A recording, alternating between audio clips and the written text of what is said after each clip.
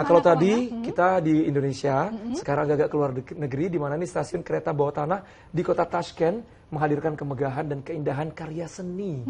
Tiap-tiap stasiun di ibu kota Uzbekistan ini memiliki tema yang berbeda. Dan berikut kita ikuti liputannya dalam Destinasi.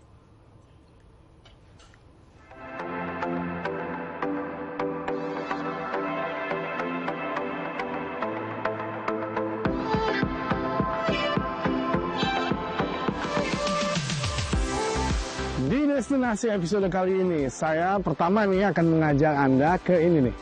Namanya Amali Sanat Museum atau Museum of Applied Art yang ada di kota Tashkent, Uzbekistan. Isinya katanya adalah benda-benda seni yang dikumpulkan dari semua daerah di Uzbekistan.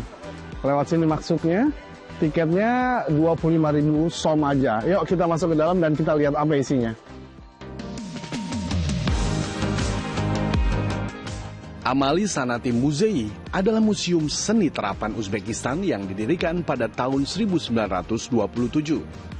Di dalamnya Anda dapat menyaksikan beragam jenis seni kerajinan yang mewakili seluruh wilayah Uzbekistan. Ada karya seni kerajinan berdasarkan tradisi kuno seperti ragam karya tenun. Baju ini namanya adalah paranji. Paranji ini digunakan oleh wanita di Uzbekistan di zaman dulu kala, dan dari sebuah gaun atau baju ini kita bisa banyak mendapatkan informasi. Di bagian belakang itu ada seperti ekor. Jikalau ekor di belakang itu jumlahnya 1, maka itu menandakan penggunanya belum menikah. Sementara di sini ada 2 ekor atau 2 rumbai menandakan penggunanya telah menikah. Ada juga karya yang dibuat sejak paruh kedua abad ke-19 dengan mempertimbangkan metode pengrajin tradisional seperti alat musik ini. Karya seni modern juga ada di museum ini, seperti lukisan, seni pahat dan ukir kayu, serta kerajinan patung tanah dan keramik.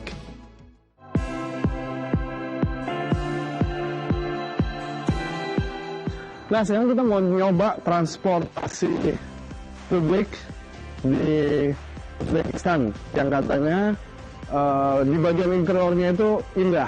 Ini nih, kita masuk ke subway atau kereta bawah tanahnya Uzbekistan. Yuk, kita lihat kayak apa di dalamnya. Jangan sampai Anda melewatkan naik moda transportasi yang satu ini di Tashkent. Melayani perjalanan berkeliling kota Tashkent, metro dibuka pada tahun 1977 ketika Uzbekistan masih menjadi bagian dari Uni Soviet. Kereta bawah tanah atau metro Tashkent akan membawa Anda tidak hanya menuju tempat tujuan, melainkan juga menikmati galeri keindahan artistik bawah tanah di setiap stasiun. Yang ini stasiun Kosmonavtlar namanya, stasiun metro paling terkenal di Tashkent.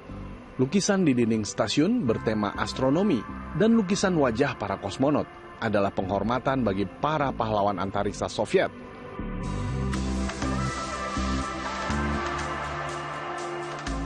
Dari stasiun kosmonot tadi kita udah sampai nih di stasiun Nawawi ya. Jadi stasiun ini diambil dari nama seorang sastrawan besar di Uzbekistan. Ya, kita ke arah sana.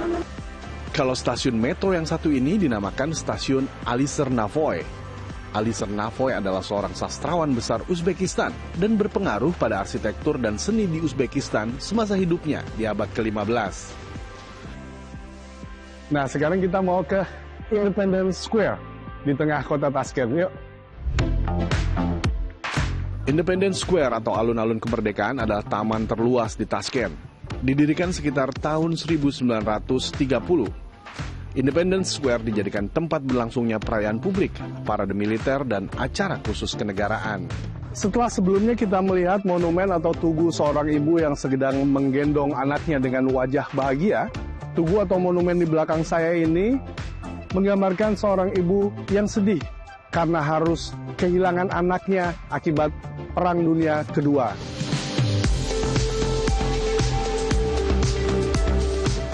Lapar karena berkeliling Tashkent, saatnya kulineran. Sebelum makan, kita lihat prosesnya dulu yuk. Ini adalah dapur pembuatan roti. Roti adalah makanan pokok warga Uzbek seperti nasi kalau di Indonesia. Roti Uzbekistan yang disebut non ini dimakan dengan hidangan apa saja, sup, sayuran, salad, apapun. Ada beragam jenis roti non. Setiap daerah di Uzbekistan memiliki ciri khasnya sendiri. Ditandai dengan ukuran roti, motif dan stempel tengah roti yang disebut chekic. Yang ini hidangan khas Uzbekistan juga, palov namanya. Dimasak bertahap dalam wajan-wajan raksasa, palov terbuat dari bahan utama nasi yang dicampur sayuran dan bumbu rempah.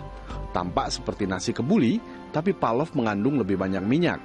Di atas nasi yang telah masak diletakkan potongan daging sapi dan domba atau irisan daging kuda sesuai permintaan. Makan lagi. Yang ini namanya palov. Ini juga makanan asli, tradisional, khas Uzbekistan.